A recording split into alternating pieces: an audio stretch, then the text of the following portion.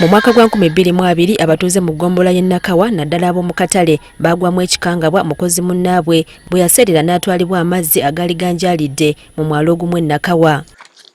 Kyokka ebbanga lyekulungula nga poliisi n'ab'enganda banoonya omulambo okutuusa Mukama lwe yabayamba ne gulabika. Embeera ng'eno ezeetuuka ku bannayuganda bangi ng'abamu bagwa mu binnya ne bamenyeka amagulu, abalala mmotoka zaabwe ne zoonooneka, abandi batuuse n'okufuna endwadde olw'ebitongole oba abantu abamu okulema okutuukiriza obuvunaanyizibwa bwabwe ku lw'eggwanga lyonna.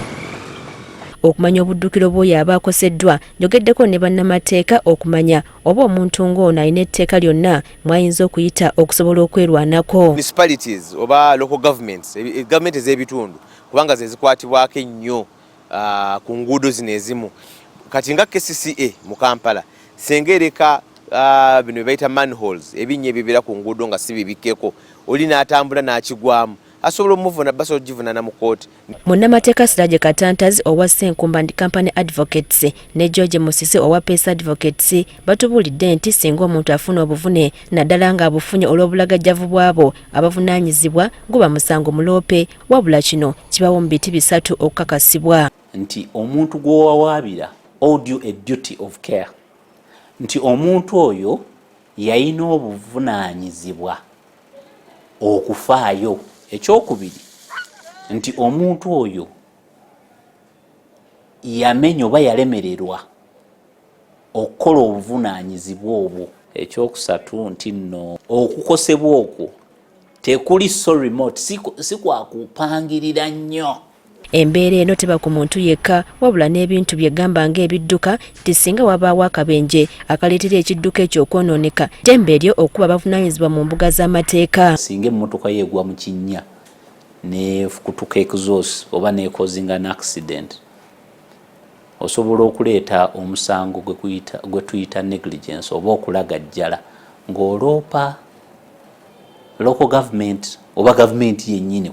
Waliwo ezibeera accident nga ne bwe kyandibadde kikyandibadde kiyinza kwebeereka. Kaakati eyo oli aba akinyumyako mu kwewozaako. Kyokka oba wakufuna bwenkanya akoseddwa alina okukakasa nti buno bubadde bulagajjavu, gamba ng'akaseera nga ku kkubo tewali kapande kannyonnyola mbeera ya kkubo mw'otambulira.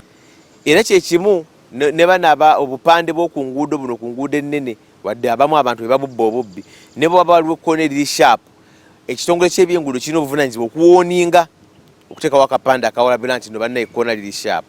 Era osenga tekabeerawo ekkoona liba sharp, oli n'afuna akabenje olwa okuba takimanyi asobola kivunaana. Emirundi mingi bannayuganda tubalabye nga beekalakaasa olw'enguudo ezijjudde enfuufu nga n'abamu baviiriddeko okufuna endwadde. Bannamateeka bagamba nti singa omuntu alwala olw'enfuufu eno waddembe okunoonya obwenkanya. Ky'oluguudo ekyo kya quality ya service, nti oluguudo we luli naye twagala lwakukola si lwagonde.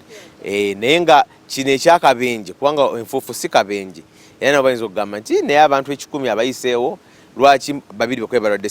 Ne bw'oba ogambye nti nno nalwala, olina okuleeta obujulizi obulaga nti okulwala kwo kwegatta kuyungibwa ku nfuufu eno. Olw'okuba nti obulagajjavu musango akoseddwa okudduka mu kkooti, alina kusinziira ku bugazi bw'engeri gy'akoseddwamu n'omuwendo gw'ayagala okumuliyirira. Oyinza okuba akozesa obukadde 10 okwejjanjabya, omulala yakozesa 50, omulala yakutukako n'okugulu atakyasobola kugenda kukola. Bwe zibeera nga zisuka obukadde 50 oba oyina kugenda mu kkooti enkulu.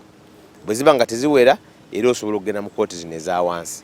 Emboozi eno esazaamu ebikolwa by'abantu okufuna obubenje ne badduka nga balowooza nti buli kiseera be bali mu nsobi, so nga n'olumu obubenje oba embeera yonna etuuka ku bantu olw'obulagajjavu bw'abakulembeze, abakulembeze bennyini basobola okuvunaanibwa. Priska Namulema, Agafeeyo ku Spark TV.